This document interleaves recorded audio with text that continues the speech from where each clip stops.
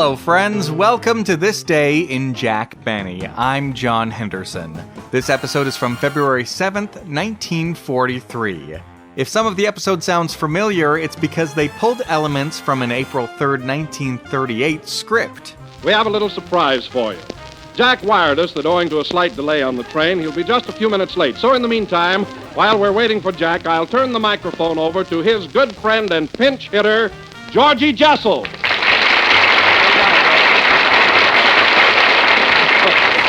Thank you, ladies and gentlemen. Hello again. This is George Jessel, the stand-in, talking. Georgie Jessel was a pretty well-known entertainer going back to the days of vaudeville. He was set to release a book later this year called So Help Me, the first of 3 volumes of memoirs. The second would come in 1955, This Way, Miss, and the third in 1975, The World I Lived In. This episode featured Abe Lyman and his orchestra filling in for the missing Phil Harris. Hiya, Jack. Abe Lyman, fellas. All right, Abe, stop shaking hands over your head like a prize fighter. What a character. Hey, before I forget it, Jack, congratulations. I hear you're going to play at Carnegie Hall tonight. No use talking. Phil Harris is a genius, really. That's Carnegie Hall on 57th Street. In the episode, they mentioned the boxer Joe Lewis. I thought it was straight on the second time I knocked him down, but he very again and got right back up. Jack Benny's comic rival, Fred Allen. Look at me. I'm Fred Allen. What's the matter? I can't eat, I can't sleep. Ever since that night at Carnegie. 20 years of practice. I was starting to play with both hands. Play with both? You were right at the peak, and then? First, the curtain went up. Then, without warning, Benny stepped out on the stage with his violin. I see. And then you, as Benny's accompanist, stepped out? He played the B. Yes. It was so bad, Rimsky and Korsakov split up. Well, it must have been terrible. The last thing I heard was someone yelling, "Women and children first!" Then everything went black. Why don't you be like Benny, happy-go-lucky? He comes, he smells, he leaves. The comedic team of Abbot and Costello. Well, anyhow, I sent for a guy to take us hunting. I wish he'd get here. I'm dying for a piece of venison. Venison? Sure, that's deer meat. Wouldn't you like to shoot a buck deer? I haven't got a buck, honey.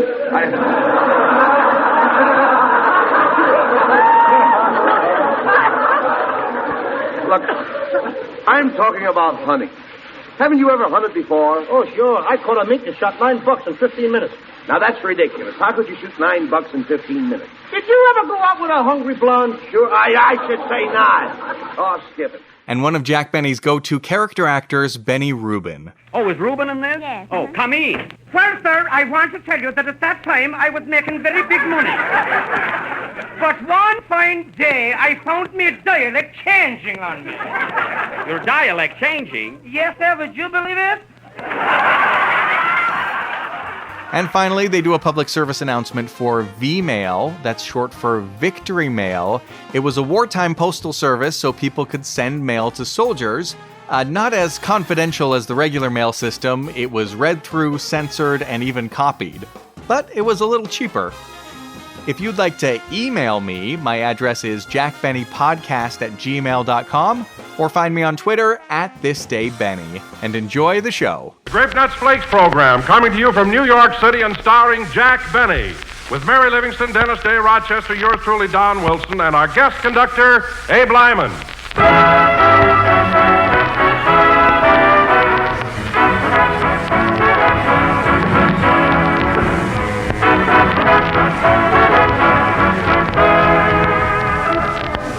Habit? Who has a habit? Now, here's a funny thing. Why is it we're always hearing so much about bad habits?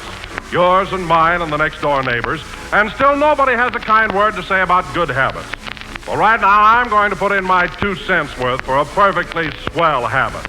The habit of starting your day off with that grand little eye-opener, crisp, tempty, toasty brown Grape Nuts Flakes. Yes, sir. Once you make a habit of Grape Nuts Flakes, once you sample that malty, rich flavor and smack your lips over that crisp, toasty texture, you're certain to come back for more. Prove it. Tomorrow, just do this. Try a bowl full of appetite-making Grape Nuts Flakes for breakfast. See if you don't find them so swell tasting that a daily dish will become second nature to you. Yes, Grape Nuts Flakes are a good habit. So why don't you make a daily habit of Grape Nuts Flakes?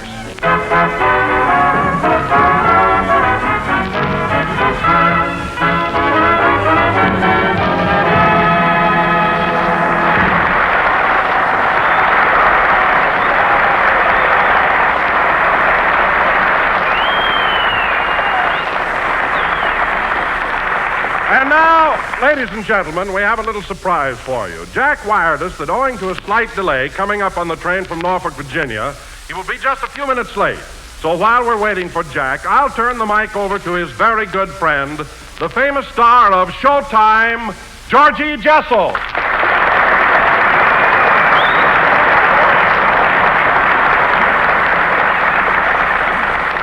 Thank you, fellas. Hello again.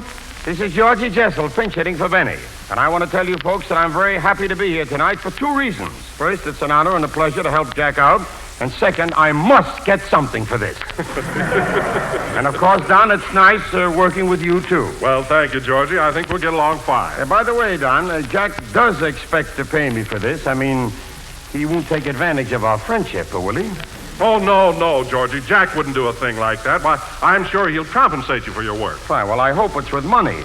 You see, Don, I've already got a hand-painted necktie. And I don't like the way Jack paints them anyway. See? Now, wait a minute, Georgie. You're not really worried about Jack paying you for tonight, are you? Well, I'm not exactly worried, but I'd like to be on one program where I don't have to write in a part for my lawyer. Well, what happened to Jack, and why is he so late? Well, Georgie, last week we played camps around Washington, D.C. and Virginia. And Jack and Rochester missed the train at Norfolk. Missed the train? Yes, you see, Jack told Rochester to wake him up at 9 a.m., but Rochester overslept, and I imagine Jack was pretty burned up when he woke up.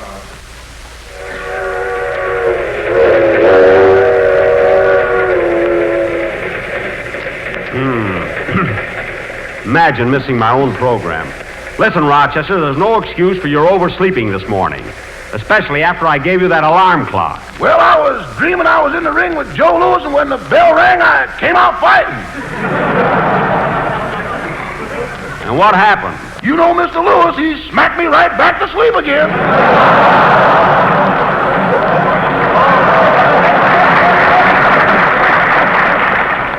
Look, Rochester, I'm not interested in your dreams. You're always telling me yours, boss. Remember the night you dreamt you was a mother robin? Never mind. And you woke up sitting in your toupee?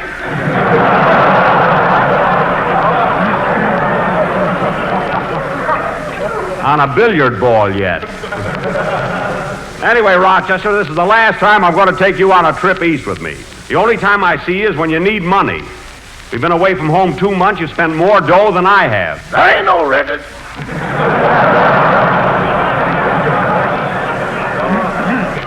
You've spent plenty, and most of the time you lose it in a crap game. A crap game? Yes. Up in Harlem, we call it ivory stock market.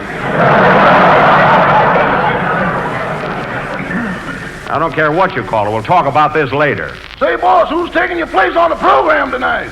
A fellow named Georgie Jessel. He's a great pal of mine. Mr. Jessel? I never seen him. What does he look like? Well, I'd say that Jessel was medium height, nice personality, and looks something like an anteater. Although I doubt if he does. Say, is there a radio in this observation car? There's one right over by that lady. Oh, yes. Pardon me, madam. Do you mind if I tune in on the radio? I want to hear the Grape Nuts Flakes program. Is that the show with Jack Benny on it? Yes.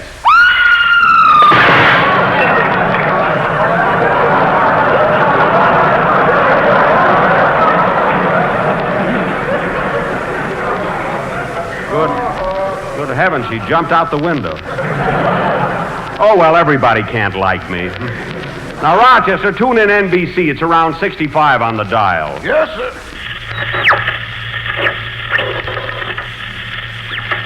And that, ladies and gentlemen, is the reason Toasty Brown Sweet as a Nut Grape Nuts Flakes in the big 12-ounce economy-size package is America's fastest-growing flake cereal. That's it, Rochester. That's Don Wilson, all right. Once you sample the malty, rich flavor, you'll certainly come back for more. That was very good, Don. I'm so excited I'm going to eat breakfast tomorrow for the first time in 30 years. Hangover or no hangover. Well, Don, how am I doing so far? Do you think I'm handling the program all right? Well, to tell you the truth, George, and please don't repeat this to Jack. Oh, you can trust me, Don. I think you've given this program new life. Frankly, Jack belongs to the yuck school of humor. Yuck.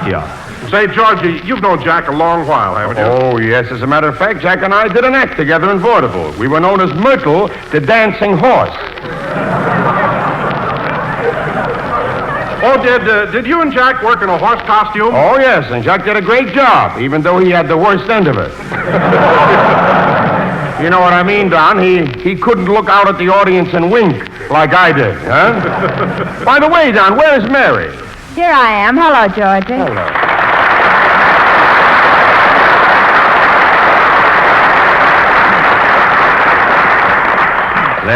There's Miss Livingston. Doesn't she sound natural? Yeah, brace yourself, boys. Here it comes.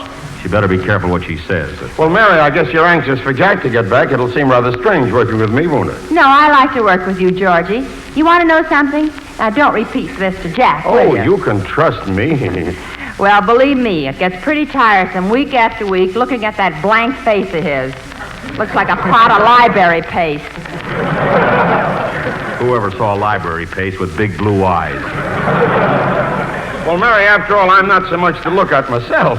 But at least you're different. You smile and laugh once in a while. Jack never laughs. Well, my teeth don't slip out.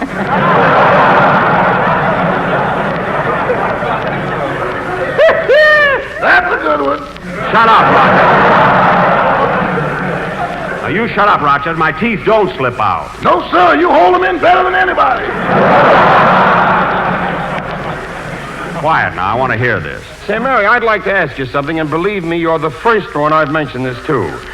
What do you think Jack's going to give me for taking his place on the program tonight? Well, first he'll come in and ask you how much you want. Yes? Then he'll offer you half of that. And if I won't take it? He'll pull a knife on you. Can you imagine that? Well, Mary, you can't be serious. My goodness, he isn't that tight. He isn't, eh? Listen, Georgie. Jack has been traveling around the East for 8 weeks, and he's still got California air in his pocketbook.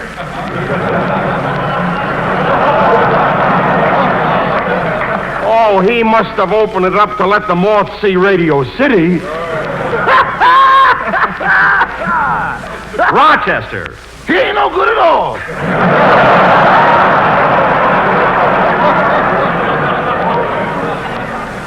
Gee, I wish this train would get in. And, George, do you want me to tell you something else? What is it? Well, Jack took me to the Stork Club the other night, and when the waiter brought the check... What's the matter? What are you laughing at? Well, Jack pulled his violin out of his vest and said, "Go away, I work here." That's a big fib. Well, Mary, you've given me a very vivid picture of what I'll have to go through when Jack comes in. Anyway, let's have a band number from Abe Lyman. And play something loud, Abe. My mother's listening in, and she hasn't got a radio. She just opens the window. Hit it, Abe. Hit it.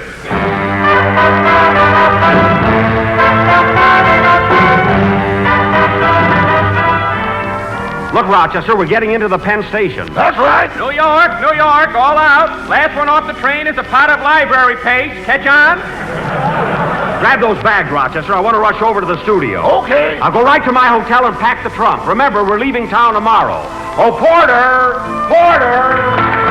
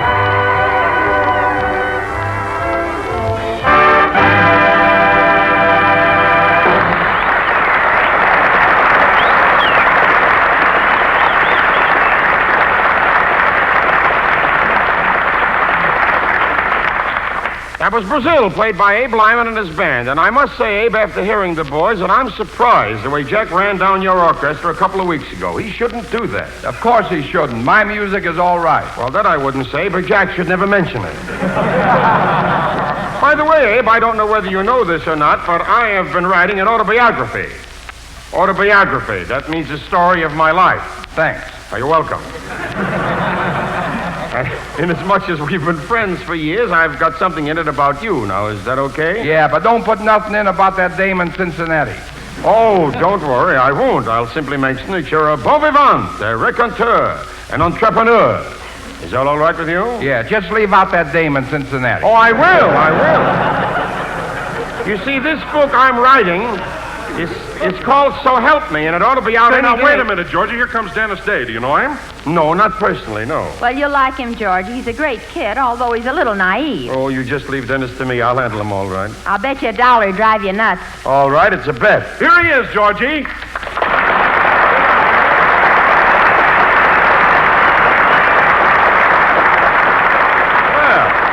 Well, hello, Dennis. Hello, Mr. Benny. Did you have a nice trip? Nice trip, Benny. What is this? Hey, Don, did Mr. Benny miss the train in Norfolk, Virginia? Wait a minute, Dennis. It's Jessel. Jessel. Where's that? Well, I've lost 35 cents already. Now, listen, Dennis, I'm just taking Jack's place until he gets here. Jack who? Here's your $1, Mary. Thanks. Hey, what's going on? Why, nothing, Dennis. I just bet Mary $1 that you couldn't drive me nuts. She wins more money that way. Well, all I can say is this entire event looks good for a total loss to me, I'll tell you. Hello, fellas. Hello, here I am.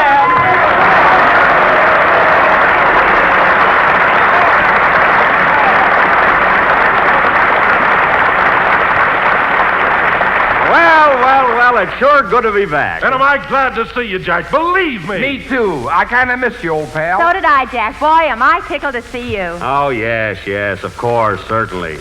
I'm tight except for my teeth that slip out, and I got a face like a pot of library paste. Doesn't have to be in a pot.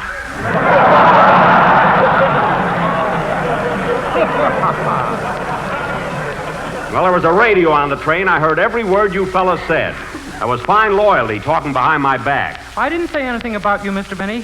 I know you didn't, Dennis. I just got here. I know that, too. Well, hello, Georgie. How did you like taking my place tonight? I will know in a little while. Well, I appreciate your coming over and helping me out. It was a great display of friendship. Here it comes, Georgie. I'm ready. Now, look, Jack, we're very good friends, you know. But this is my business, the same as yours. I understand that now. But look, Georgie. Look, nothing. You wired me to come here, I did, and I expect to get paid. Well, take it easy, Georgie. I'll give you a check for whatever you think your time is worth. Now, what do you want? Well, now, Jack, let me put it this way. If I don't sleep well tonight, it should be from happiness.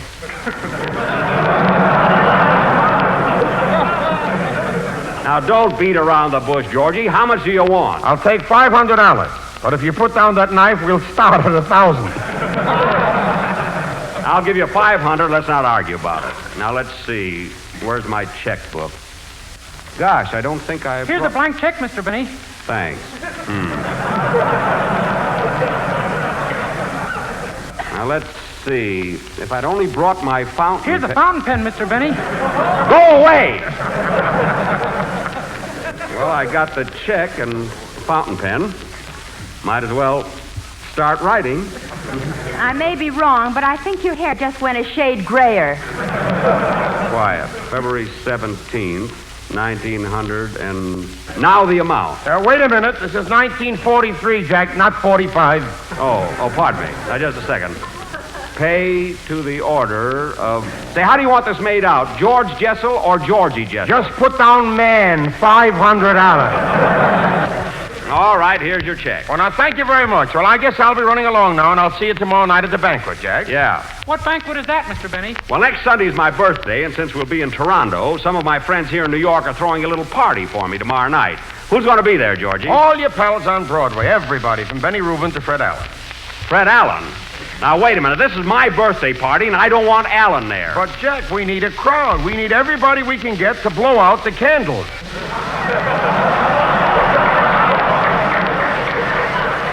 Now, cut that out. I'm not nearly as old as you are, Georgie, and you know it. Go on. I read in Newsweek magazine yesterday that you were 47 years old. 47, that's a misprint. You mean it should be 74? No. I mean, it should be 33, like I feel. All right, Alan. All right, Alan can come to the party. I knew that would happen. I knew it. Why don't I put commas there? All right, comma, Alan can come to the party. Well, look but I don't want him to make any speeches about me. Well, don't you worry, Jack, because I'm the only speaker at the table, comma, and I got my speech. I have my speech all prepared. You have? What are you going to say? Well, something like this. Gentlemen, we are gathered here tonight to pay tribute to a man who, some odd years ago, was born in a log cabin near what is now the town of Waukegan, Illinois. Log cabin? There was great rejoicing in this frontier settlement. Frontier? And friendly Indians came from far and wide to bring gifts of beads and moccasins to the first white child born in this wilderness. Now, wait a minute, Georgie. When I was born, Waukegan was a good-sized town. I'm only 33. All right, I'll say you're 33. Good. And to make that believable, I'll wear diapers. I don't care what you wear. All right, thank you very much, Jack, and I'll see you tomorrow. So long, Georgie. So long. So long.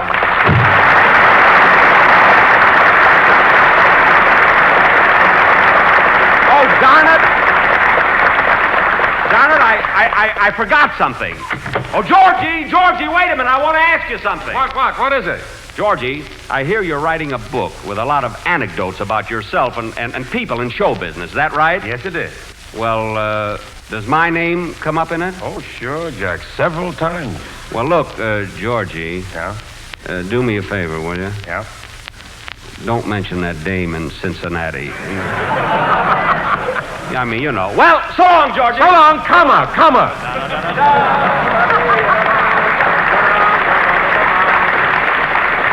Well, go ahead, Dennis. Let's have your song. What do you want to see Georgie about? I want to make his check a little higher, you know. Sing, kid. Sing, kid.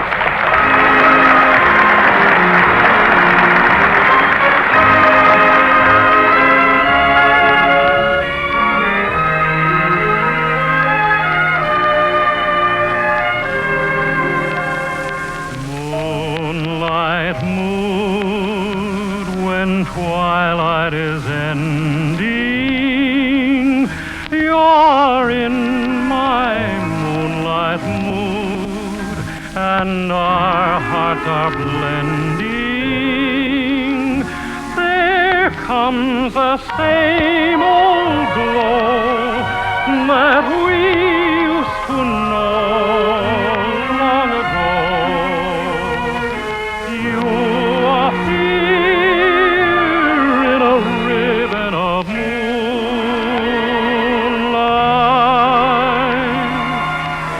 There you are, as lovely as ever.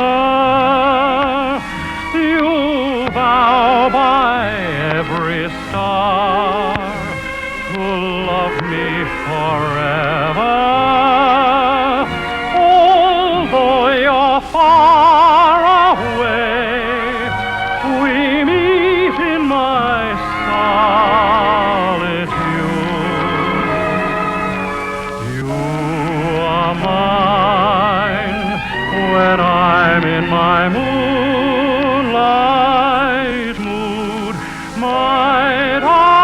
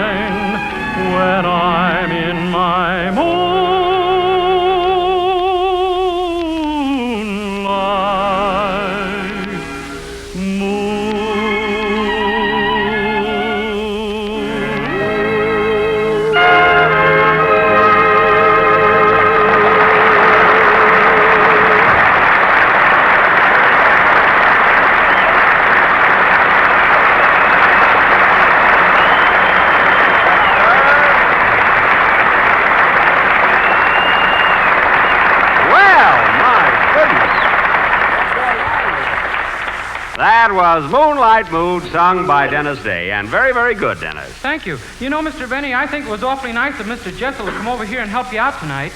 What do you mean, nice? You got $500 for it. Well, for heaven's sake, you don't expect Georgie to come over here and work for nothing, do you? Well, why not? He's a friend of mine. Well, would you work on his show for nothing? Listen, Don, I'm talking to Miss Livingston. Well, would you? That's Don's question. Think of your own. I've got one. Shut up. Now, look, fellas, Georgie was here. He did a good job. He got paid, so let's forget about it. And now I have an announcement to make. Ladies and gentlemen, here is important information for all of you who have friends, relatives, or sweethearts in our armed forces abroad.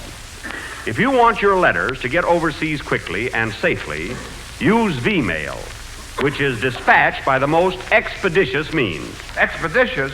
What's the idea of pulling those big words? Listen, Abe, expeditious isn't a big word. Anything over 3 letters is showing off. Abe, I know you have a set of blocks, but some of them must be missing there.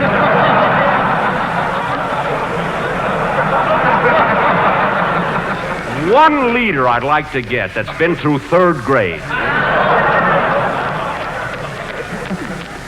Let me finish this, will you, Abe? Huh?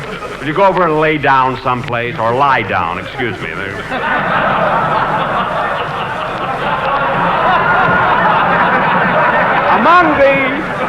Among the advantages of V-mail is the fact that it's the fastest of all wartime communications. But remember, folks, V-mail is not for domestic use. Only use it when you write to the boys overseas. And our listeners in Canada should go to their local post office for information. Thank you very much. And fellas, my gang, now speaking of Canada, you know we're all leaving for Montreal, Ottawa, and Toronto next Tuesday night. How are you going to send us, by V-mail? No, we're going by train. And here's something else. Come in. Yes? Pardon me, I work for Mr. Jessel, and he sent me back here for his cane. Oh. My name is Joe Besser. Lesser? No, Besser!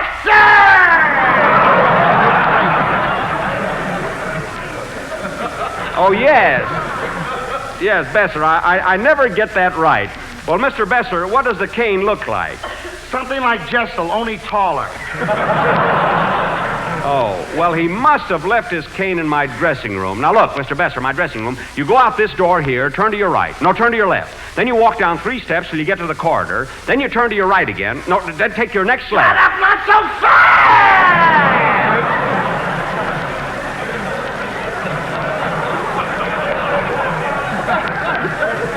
Oh, pardon me. Well, just ask an usher, and he'll tell you where it is. Goodbye. Goodbye. Oh, say, Mr. Benny, I'm going to be at your banquet tomorrow night. Oh, my birthday party? Swell. You know, Mr. Besser, next Sunday, I'll be 33 years old. You old crazy you.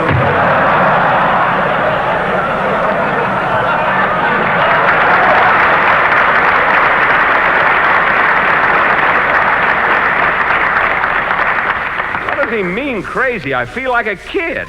Now, getting back to our Canadian trip, fellas, when we get to Toronto next week, I want you all to be... I'll take it. Hello? Hello, Mr. Benny. This is Rochester. Good. Rochester, did you pack my trunk? Yes, sir, and it's on its way to Toledo. Toledo? We're going to Toronto. Toronto's in Ohio. Toledo's in Ohio. We're going to Ontario. I thought you said we were going to Canada. Look, Rochester, Toledo is in Ohio and Ontario is in Canada. And Toronto's in Ontario. What are you laughing at? Boss, we sound like Abbott and Costello.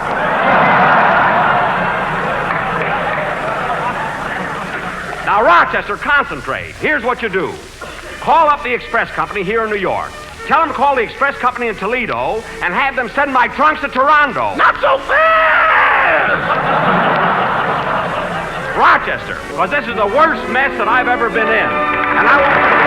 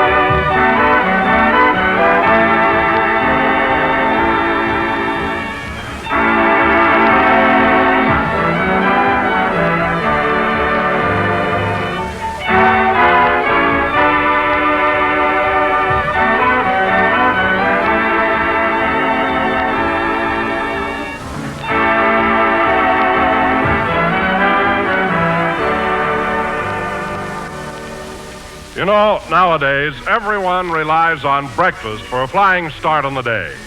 The man on the swing shift, the lad on the farm, the housewife, the youngster in school. But we're all taking on extra duties, and we're all using up extra energy. So we all need a full share of nourishment, the kind you get in tempting Grape Nuts Flakes.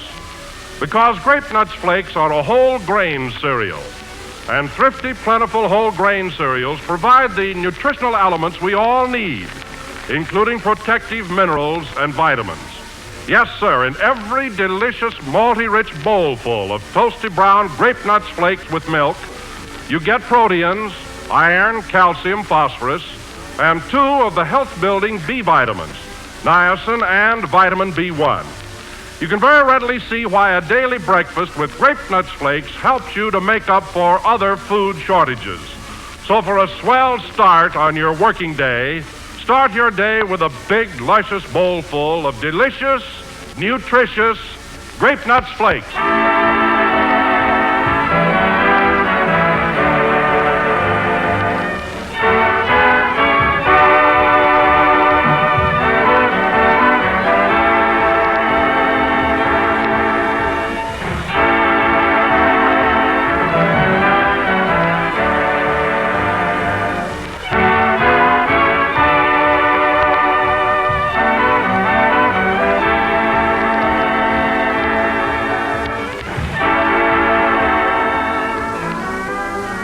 That was the last number of the 19th program in the new Grape Nuts Flakes series, and we'll be with you again next Sunday night broadcasting from Toronto.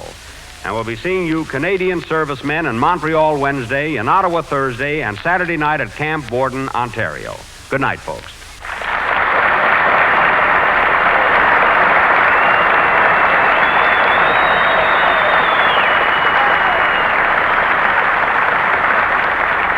The Jack Benny program is written by Bill Morrow and Ed Beloy.